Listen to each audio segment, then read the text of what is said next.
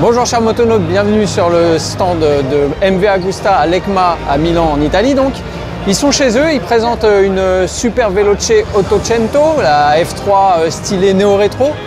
Mais là, ce coup-ci, ce qu'on regarde, c'est pas une surprise, c'était prévu depuis une longue date. C'est le nouveau 4 cylindres de la Brutale 1000.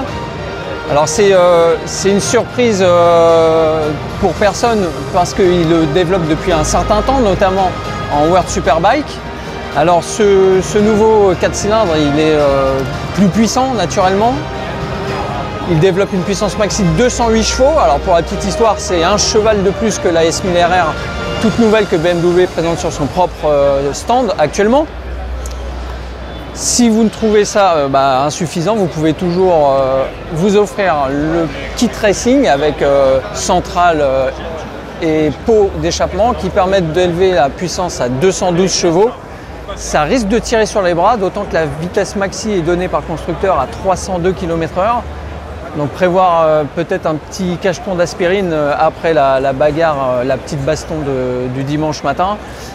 En tout cas, cette machine, elle est quand même assez bestiale, brutale, elle est superbe.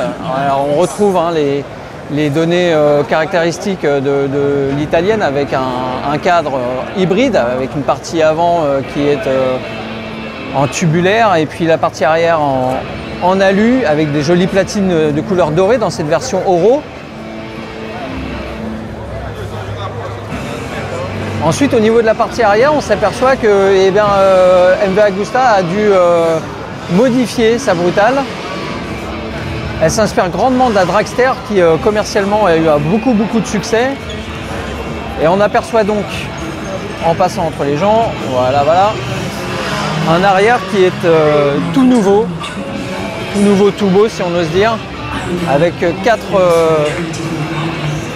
sorties d'échappement biseautées comme l'habitude chez MV Agusta, mais situées de part et d'autre du pneu, qui libère complètement, qui dégage complètement la vue sur cet arrière ajouré.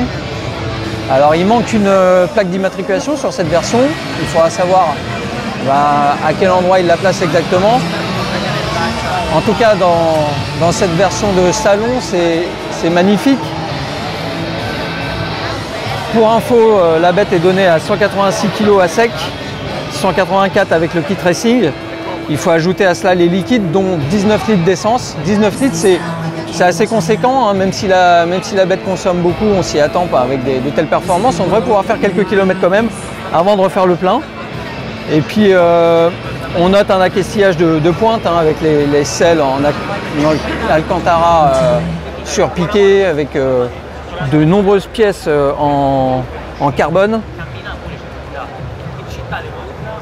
Au niveau du moteur, on trouve des carters en magnésium avec des protections en carbone, une visserie complètement titane. Et puis au niveau des équipements, hein, naturellement, on fait appel aux habituels fournisseurs, tels que Brembo pour le freinage, Öhlins pour les suspensions et l'amortisseur de direction, Magneti Marelli pour tout ce qui est injection, gestion du moteur, et puis Bosch pour le freinage et le contrôle de traction, car bien évidemment cette machine est aussi puissante que sophistiquée,